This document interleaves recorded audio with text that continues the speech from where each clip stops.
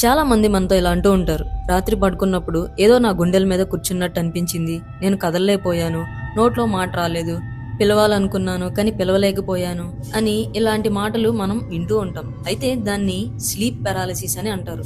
Sleep paralysis అనేది మనం నిద్రలోకి వెళ్లే టైంలో లేదా నిద్రలో నుంచి లేచే టైంలో జరిగే ఒక తాత్కాలిక పరిస్థితి. ఆ సమయంలో మెదడు మేల్కొన్నట్టే ఉంటుంది, కానీ శరీరం మాత్రం ఇంకా నిద్రలోనే ఉండిపోతుంది.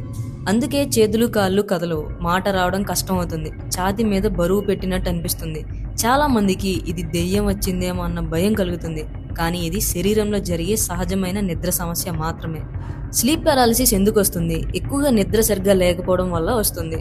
రోజు ఒకే టైంకి పడుకోకపోవడం, ఎక్కువ టెన్షన్స్ తీసుకోవడం, థింక్ చేయడం, మానసిక ఒత్తిడి, మొబైల్ ఎక్కువగా యూజ్ చేయడం, అలాగే వెనక్కి తిరిగి పడుకోవడం, ఎక్కువగా కెఫైన్ తీసుకోవడం అంటే టీలు కాఫీలు తాగడం, ఆల్కహాల్ తీసుకోవడం, ఇలాంటి కారణాల వల్ల స్లీప్ పారాలిసిస్ అనేది వస్తుంది. నిద్రలో కలలు ఎక్కువగా వచ్చే REM దశ సరిగా మేనేజ్ కాకపోవడం కూడా కారణాలు కావచ్చు.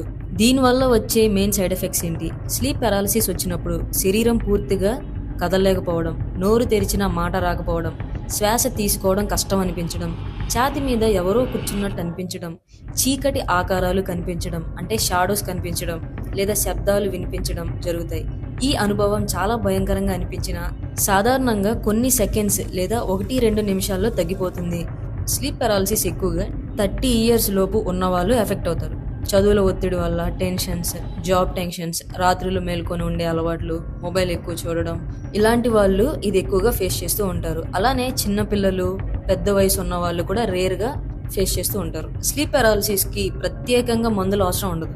రోజు ఒకే టైంకి నిద్రపోవడం, కనీసం 7 to 8 hours నిద్రపోవడం, పడుకునే ముందు మొబైల్ యూజ్ చేయకుండా ఉండడం, ఎక్కువగా మెడిటేషన్ చేయడం, వెనక్కి తిరిగి పడుకోకుండా పక్కకి నిద్రపోవడం వంటి అలవాట్లు పాటిస్తే ఇది తగ్గిపోతుంది. అలా కాకుండా ఇది రెగ్యులర్గా రావడం, లేదా ఎక్కువ భయం కలిగించడం, లేదా పగలు కూడా నిద్రగా అనిపిస్తే మాత్రం డాక్టర్ సలహా తీసుకోవడం మంచిది. సో మన బాడీకి సరైన టైంకి నిద్రపోవడం అండ్ మన బాడీకి కావాల్సిన విశ్రాంతి ఇవ్వడం అనేది చాలా అవసరం. మీకు ఈ వీడియో యూస్ఫుల్ అనిపిస్తే ఖచ్చితంగా షేర్ చేయండి. నిద్రపోని మీ ఫ్రెండ్కి షేర్ చేయండి. Like and subscribe.